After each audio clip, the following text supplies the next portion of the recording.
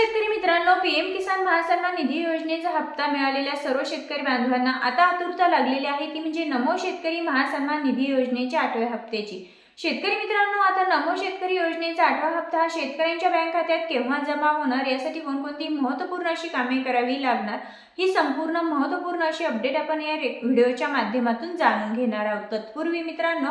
आपल्या चॅनलवरती नवीनच असाल, पहिल्यांदाच आले असाल तर नक्कीच सबस्क्राइब करा। तर शेतकरी मित्रांनो, आपण जर पाहिलं तर पीएम किसान महासन्मान निधी योजनेचा जो 21वा हप्ता आहे, तर हा हप्ता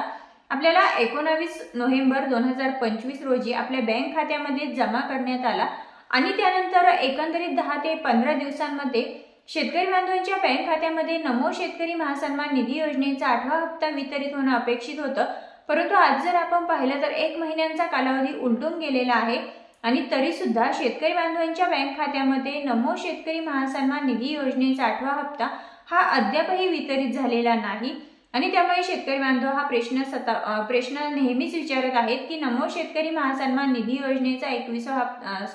8वा हप्ता हा नक्की शेतकऱ्यांच्या खात्यामध्ये केव्हा जमा होणार आहे।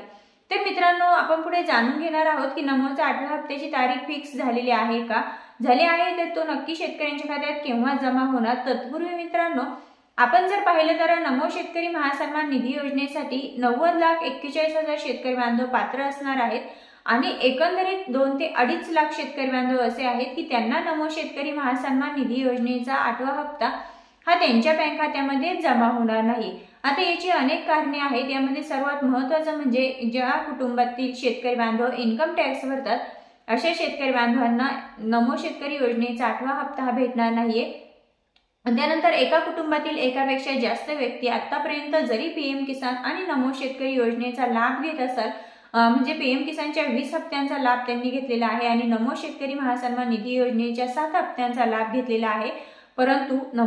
पीएम किसानच्या 21व्या हप्त्यापासून त्यांना वगळण्यात आलेला आहे, तर त्या शेतकरी बांधवांना आता नमो शेतकरी योजनेचा 8वा हप्ता सुद्धा भेटणार नाहीये। त्यानंतर सर्वात महत्त्वाचं म्हणजे काही शेतकरी बांधव मृत झालेले आहेत आणि तरी सुद्धा त्यांच्या नावावरती जो हप्ता येतो आहे तर तो हप्ता येत होता आणि याचा लाभ दुसरंच कोणीतरी घेत होतं, म्हणजे कुटुंबातील दुसऱ्या व्यक्ती घेत होत्या, तर अशीही व्यक्तींची नावं वगळण्यात आलेली आहे। म्हणजे एकंदरीत आपण जर पाहिलं तर 2 ते 2.5 लाख शेतकरी बांधवांना नमो शेतकरी महासन्मान निधी योजनेचा 8वा हप्ता हा त्यांच्या बँक खात्यामध्ये जमा होणार नाही। आता झालं कोणकोणत्या शेतकरी बांधवांना लाभ भेटणार आहे, परंतु शेतकरी मित्रांनो, काही शेतकरी बांधव असेही आहेत की त्यांना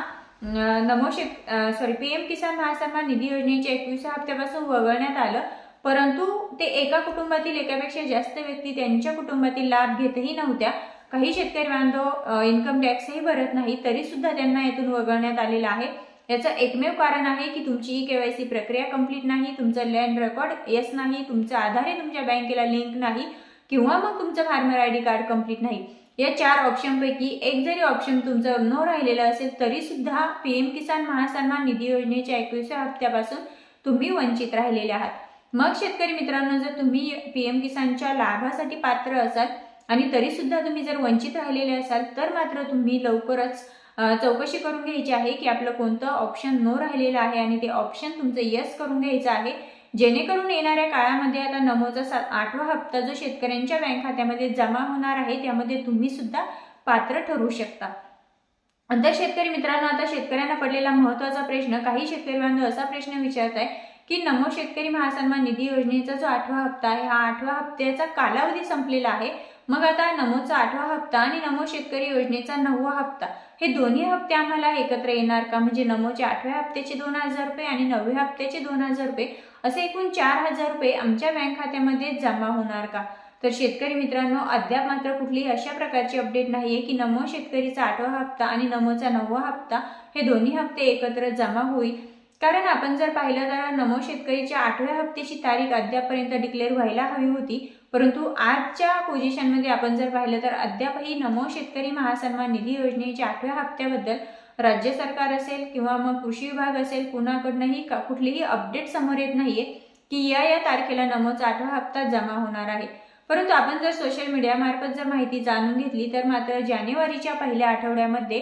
संपूर्ण पात्र म्हणजे जे काही 90,41,000 शेतकरी बांधव आहेत की जे नमो शेतकरी महासन्मान निधी योजनेच्या 8व्या हप्त्यासाठी पात्र आहे, तर या संपूर्ण पात्र शेतकरी बांधवांच्या बँक खात्यामध्ये जानेवारीच्या पहिल्याच आठवड्यामध्ये नमो शेतकरी महासन्मान निधी योजनेचा 8वा हप्ता हा जमा होऊ शकतो। आता मित्रांनो, पुढे शेतकरी बांधवांना पडलेला एकच प्रश्न, कारण आपण जर पाहिलं तर विधानसभा निवडणुकीपूर्वी आपल्या जे सरकार आहे सध्या राज्य शासनाच्या माध्यमातून किंवा मग देवेंद्र फडणवीस साहेबांच्या मार्गदर्शनाखाली आपल्या शेतकरी बांधवांना वचन देण्यात आलं होतं, आश्वासन देण्यात आलं होतं की ज्या ठिकाणी आपण PM किसान असेल किंवा नमो शेतकरी असेल, आपण 2000 रुपयांचा लाभ घेत आहोत, त्या ठिकाणी आपल्याला 3000 रुपयांचा लाभ देण्यात येईल। परंतु त्यानंतर अर्थसंकल्पीय अधिवेशन झालं, हिवाळी अधिवेशन झालं, परंतु कुठल्याही प्रकारचं शेतकरी बांधवांच्या हितासाठी नमो शेतकरी महासन्मान निधी योजनेच्या रकमेच्या वाढीबद्दल कुठल्याही प्रकारचा निर्णय हा घेण्यात आलेला नाही। आणि त्यामुळे आपल्याला जसे की आतापर्यंत आपण नमो शेतकरी महासन्मान निधी योजनेच्या 7 हप्त्यांचा लाभ घेतला,